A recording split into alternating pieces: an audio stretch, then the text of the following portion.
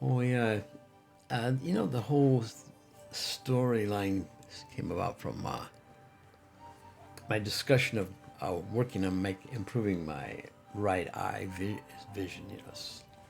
But potentially the issue is a dead nerve, optical nerve, and it might be as a result of the following story. Young and just still in my mid 30s, I think, just got out of a divorce, contentious divorce, and I was courting this one woman. I met her at a bar, one of these private club bar things. It was a kind of a gimmick to allow it to operate. You get a different kind of liquor license or something here in this particular location in Indiana. It was a common thing that was done, I think. So you pay $35, you get a card, and you can go in and out. And it's just it's kind of like a club, nightclub, a little bit clubbish atmosphere. Did you have entertainment there? I can't remember. They just play music. Can't remember. I think maybe they had a live band. I think they might have had a live band. I think that's what it was. Yeah, but it could. I may be conflating this with other. There were guys like that, bars like that too. They had live bands. Seven. Something like have a $5 cover charge or something like that. Or so it depends on how good a performers these people were.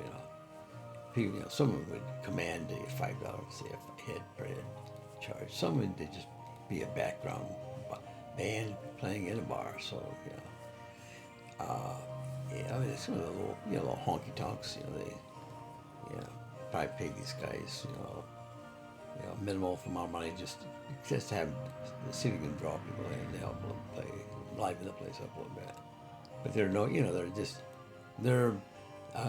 their tenure is based and I say hired depending on a performance submitting to say hey, we're just starting this and this. What do you think? And it's something that okay, it looks it has a particular attraction to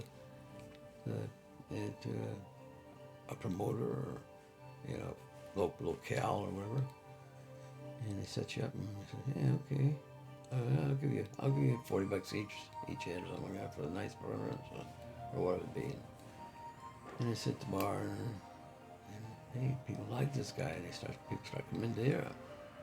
And they say, oh, yeah. So now they get a little bit of leverage there, and I say, okay, you can make us money out. We'll give you a little bit better. We'll give you 10% of the balance of the performance after paying you $40 a head an hour or something like that.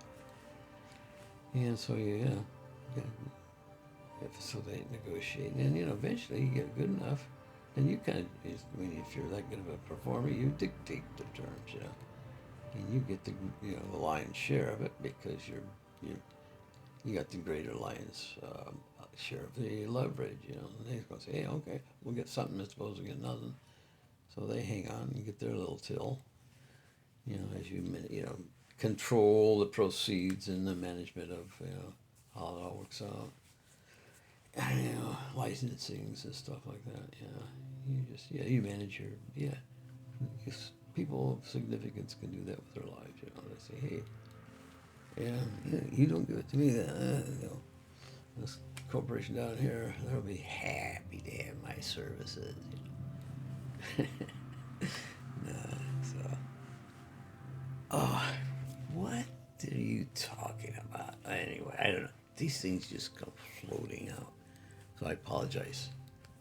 I I find them amusing. I really just the way things just come out like that. This whole information from the universe being expressed. Beautiful loving ways. Oh, yeah. Me and Jesus are good buddies now. Yeah, well, he's an ascended master, so I have so much respect and deference to, I say, to one his life is dedicated providing a significant ray of light into our lives, this universe. And yeah, I say, yeah, it's my reacquaintance with Jesus, the ascended master. Yeah. I want to see. Have a drink.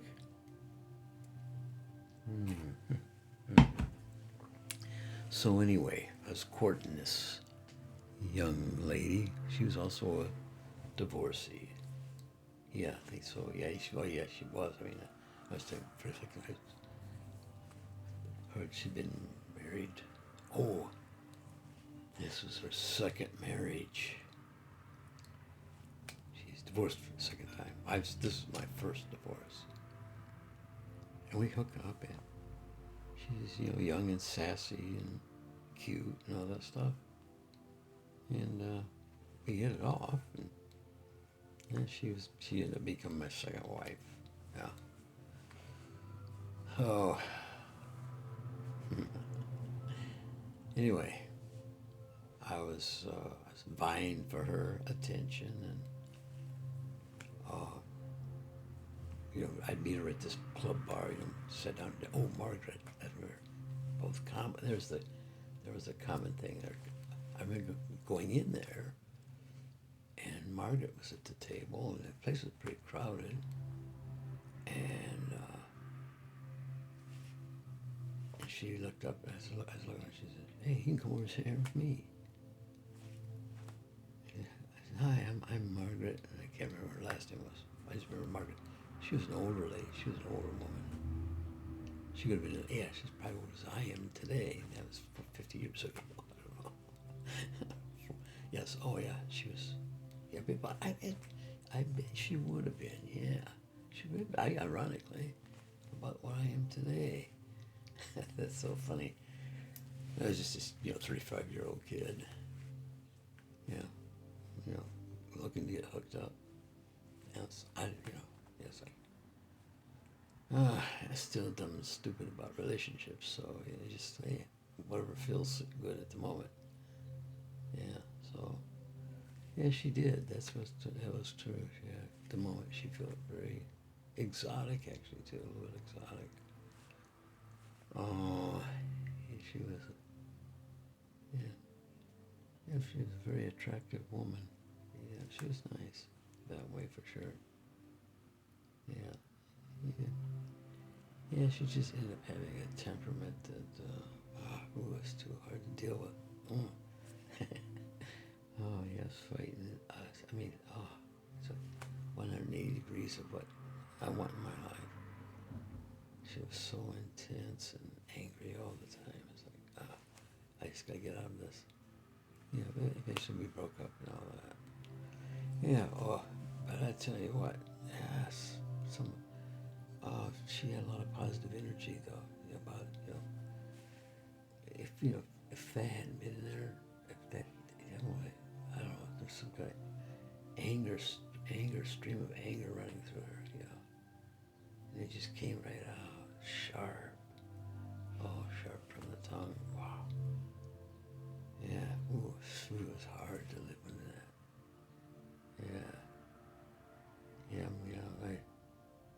But she we did have a lot of beautiful times together, a lot of neat travel, Aruba, I think, one time or something, or Virgin Islands, we did, relative for that time in our life, it's like, that's 50 years ago, I think, unless you were filthy rich. And we traveled more, we respectively traveled, flew around things, places. Oh, yeah. I think they had a motorcycle dealership and Honda and Yamaha. Yeah, anyway, another chapter of my life. But so I mean, I fought to get out of that one. I really did. I mean, these strong people, they can control you, and you just gotta be. It's almost like escaping from that. As long as we lived together, I was kind of went in pieces. just living such a submissive and submissive life, it's like, and defending stuff that didn't even happen. It's like a lot of psychosis going on in the head. You know, found out that it's like what I would attribute to is my interpretation, based upon explanation of relationships and observation of relationships. She and her father had a horrible, horrible, relationship. But it was so engaging, and neither one of them could let go of the other. It was so hateful. One to the other. I have no idea what's going on. I have no idea why his father was so mean to her. He was so mean to his daughter. Yeah. I mean, she became what her father was. Oh, she was so mean. She got so sharp with her tongue, ready to get angry about anything and everything. Everything would set her off. Oh, she had a trigger. Oh my God. Yeah. Oh, it would snap on, man. It would turn on. There's no empathy. I mean, there's no room or bridge for like, let's figure out what's going on here. It's like instant anger. Whew. Oh, and then you're defending yourself. And sometimes she's literally fighting, and you don't want to fight back. And it's like, yeah. I mean, like physically, would be strong enough to, easy. She was not that big, but